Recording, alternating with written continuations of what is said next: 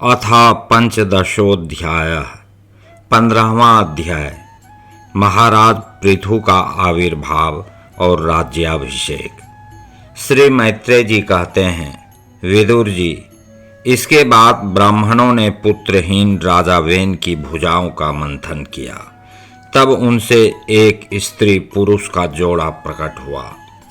ब्रह्मवादी ऋषि उस जोड़े को उत्पन्न हुआ देख और उसे भगवान का अंश जान बहुत प्रसन्न हुए और बोले।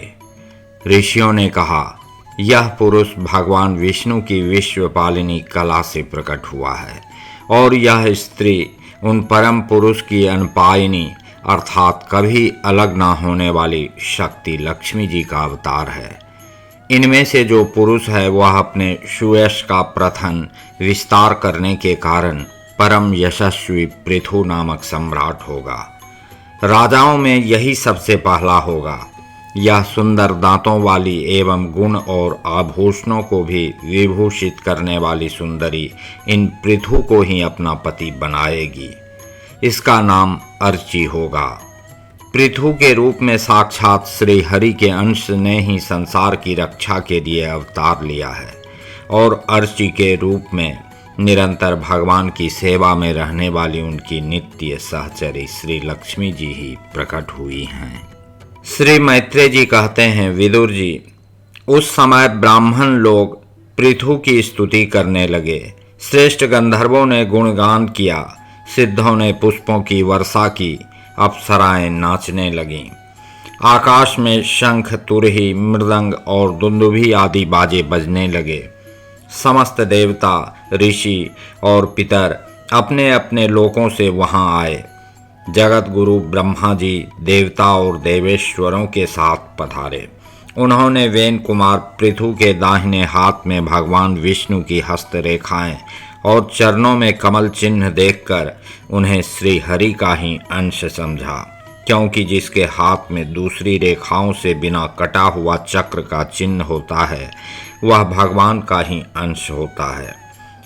वेदवादी ब्राह्मणों ने महाराज पृथु के अभिषेक का आयोजन किया। सब लोग उसकी सामग्री जुटाने में लग गए। उस समय नदी, समुद्र, पर्वत, सर्प, गौ, पक्षी, मृग, स्वर्ग, पृथ्वी तथा अन्य सब प्राणियों ने भी उन्हें तरह तरह के उपहार भेंट किए।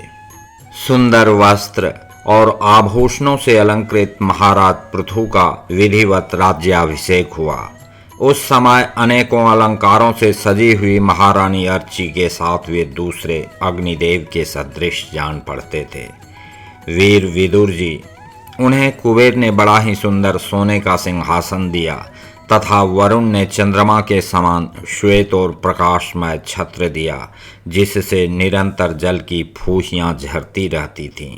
वायु ने 2 चंवर, धर्म ने कीर्तिमयी माला, इंद्र ने मनोहर मुकुट, यम ने दमन करने वाला दंड, ब्रह्मा ने वेदमय कवच, सरस्वती ने सुंदर हार, विष्णु भगवान ने सुदर्शन चक्र, विष्णु प्रिया लक्ष्मी जी ने अविचल संपत्ति, रुद्र ने 10 चंद्राकार चिन्हों से युक्त कोष वाली तलवार, अंबिका जी ने 100 चंद्राहार चिन्हों वाली ढाल, चंद्रमा ने अमृतमय अश्व, त्वष्टा अर्थात विश्वकर्मा ने सुंदर रथ, अग्नि ने बकरे और गौ के सिंगों का बना हुआ सुदृढ़ धनुष, सूर्य ने तेजोमय बाण, पृथ्वी ने चरण स्पर्श मात्र से अभिष्ट स्थान पर पहुंचा देने वाली योगमयी पादुकाएं, आकाश के अभिमानी द्यौ देवता ने नित्य नूतन पुष्पों की माला, आकाश विहारी सिद्ध गंधर्वादी ने नाचने, गाने, बजाने और अंतर्धान हो जाने की शक्तियां, ऋषियों ने अमोघ आशीर्वाद, समुद्र ने अपने से उत्पन्न हुआ शंख तथा 7 समुद्र, पर्वत और नदियों ने उनके रथ के लिए बेरोक टोक मार्ग उपहार में दिए। इसके पश्चात सूत, मागध और वंदीजन उनकी स्तुति करने के लिए उपस्थित हुए। तब उन स्तुति करने वालों का अभिप्राय समझकर वेन पुत्र परम प्रतापी महाराज पृथु ने हंसते हुए मेघ के समान गंभीर वाणी में कहा।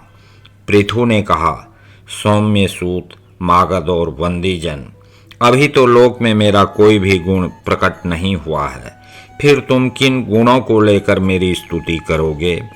मेरे विषय में तुम्हारी वाणी व्यर्थ नहीं होनी चाहिए, इसलिए मुझसे भिन्न किसी और की स्तुति करो। मृदुभाषियों, कालांतर में जब मेरे अप्रकट गुण प्रकट हो जाएं, तब भरपेट अपनी मधुर वाणी से मेरी स्तुति कर लेना। देखो, शिष्ट पुरुष पवित्र कीर्ति श्री हरि के गुणानुवाद के रहते हुए तुच्छ मनुष्यों की स्तुति नहीं किया करते। महान गुणों को धारण करने में समर्थ होने पर भी ऐसा कौन बुद्धिमान पुरुष है जो उनके न रहने पर भी केवल संभावना मात्र से स्तुति करने वालों द्वारा अपनी स्तुति कराएगा? यदि यह विद्याभ्यास करता तो इसमें अमुक अमुक गुण हो जाते। इस प्रकार की स्तुति से तो मनुष्य की वंचना की जाती है। वह मंदमती यह नहीं समझता कि इस प्रकार तो लोग उसका उपहास ही कर रहे हैं। जिस प्रकार लज्जाशील उदार पुरुष अपने किसी निंदित पराक्रम की चर्चा होनी बुरी समझते हैं, उसी प्रकार लोक विख्यात समर्थ पुरुष अपनी स्तुति को भी निंदित मानते हैं। सूतगण, अभी हम अपने श्रेष्ठ कर्मों के द्वारा लोक में अप्रसिद्ध ही हैं। हमने अब तक कोई भी ऐसा काम नहीं किया है जिसकी प्रशंसा की जा सके। तब तुम लोगों से बच्चों के समान अपनी कीर्ति का किस प्रकार गान करावें?